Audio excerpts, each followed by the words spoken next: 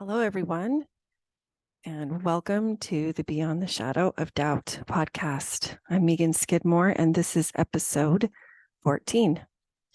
I created this podcast to attempt to bring the traditionally taboo topic of having doubts and asking questions out of the shadows, to peel back the layers of shame that are often associated with them and shed light and insight on this topic.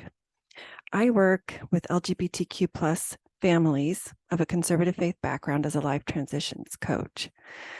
I work with both the parents and the kiddos and focus much of my work to advocating, educating, and providing support. Before getting started, I just wanted to mention I'm a proud member of the Dialogue Podcast Network at dialoguejournal.com/podcast network. The Dialogue Podcast Network features shows by Latter-day Saints who wish to bring their faith into dialogue with the larger stream of world religious thought and with human experience as a whole, and to foster artistic and scholarly achievement based on their cultural heritage. I encourage you to check out their website. Now, if you're listening today, thank you for joining. And also, most likely, you're a person of faith, possibly raised in a specific religion, as I was in the LDS faith. Of course, this podcast is open to any and all persons of any religious persuasion or otherwise. Two of the foundation tenets of my faith are those of free will or free agency, and also that of eternal progression. So simplypsychology.org defines free will as this idea that we are able to have some choice in how we act, and assumes that we are free to choose our behavior. Or in other words, we are self-determined. I found an article through the Religious Studies Center at BYU by Elder Oaks, and this is how he explained it. And I'll put the link in the show notes. He says the scriptural terms are agency and free. When we refer to agency, we usually combine the two words and say free agency. But we sometimes use this term to refer to freedom as well as agency. And the scriptural term free sometimes means free agency and sometimes means freedom. And he continues, when I say free agency, I refer to what the scripture calls agency, which means an exercise of the will, the power to choose. When I say freedom, I mean the power and privilege to carry out our choices. This includes everything from thoughts to actions. A little bit later on in the article, he goes on to explain, we are here to be tested, and this cannot occur without opposition in all things. He quotes 2 Nephi, how it enlarges our understanding. Father Lehi taught Jacob in 2 Nephi 2:11, it must needs be that there is an opposition in all things. If not so, my firstborn in the wilderness, righteousness could not be brought to pass, neither wickedness, neither holiness nor misery, neither good nor bad. Wherefore all things must needs be a compound in one. Elder Oaks says, in other words, if we did not have opposition, we could not exercise our free agency by making choices, right? Everything would just pretty much be neutral. Opposition means that we basically are presented with options, right? We have choices that we can make. Let me ask, why is this ability to choose, to make decisions, why is that important? I found this in the National Library of Medicine. It says, when we make voluntary actions, we tend not to feel as though they simply happen to us. Instead, we feel as though we are in charge. The sense of agency refers to this feeling of being in the driver's seat when it comes to our actions. You may have heard of Richard Rohr. He's an amazing soul, an author. He says this, clear choice and decision gets you started, aims you on the right course, and then if you stay on it, that path will open you up to subtlety, nuance, shadow, contradictions, inconsistencies, brokenness, and variance in almost everything. So we have to have a variety, right? We have to have options. Opposition in all things provides that. The ability to choose, right? Having that free agency is what allows us then, as Richard Rohr says, to get us started, right? We get to go forward, making our choices, carving our path, defining it, and so on.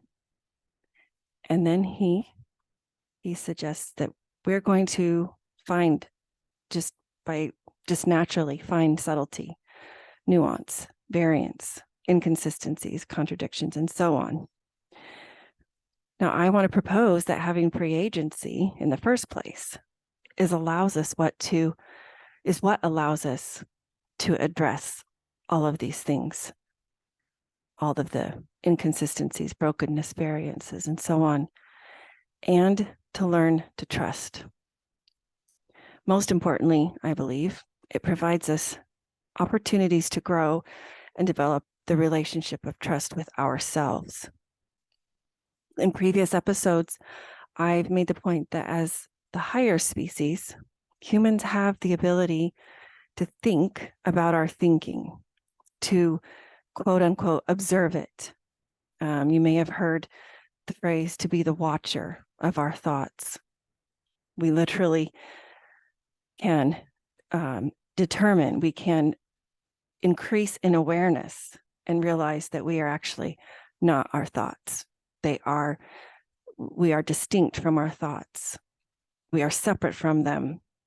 We have the ability to mold, to change, to improve, to deepen, and so on, our thoughts. And so in this sense, humans are unique in that we can cultivate a relationship with ourselves in this way. So what does this all have to do with having questions and doubts, you might ask?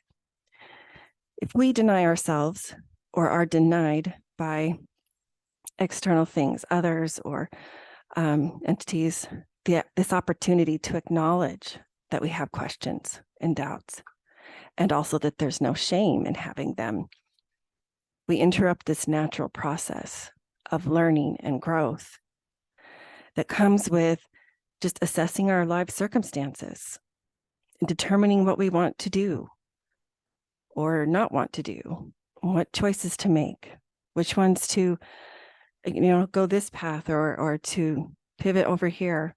We're essentially halting or damming our progress. We lose that sense of autonomy or being in charge of ourselves. As a coach, I do not see my role as one of telling the client what to do or what not to do or what you need to do or don't need to do. Far from it, as a matter of fact. My role is to help you help yourself, to see outside of yourself, to consider points of view that perhaps previously you had been blind to or ignorant of, not aware of, to help broaden your perspective, call into question current modes of thinking that maybe perhaps you didn't have awareness of, encourage or invite you to withhold or even suspend judgment, seek further insight, knowledge, experience, and so on. I want you to consider, I have some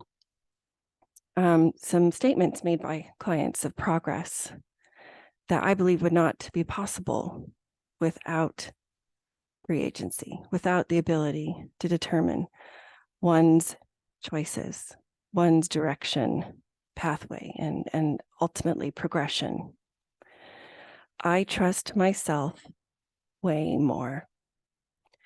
I was looking outside of myself for my worth, direction, and what was important. I feel more at peace in my own thoughts. I am starting to feel so much less anxiety. I feel comfortable as this evolved person. I've never experienced such a mind shift in a short amount of time. And finally, I feel like I have a path. I know how I want to be and show up.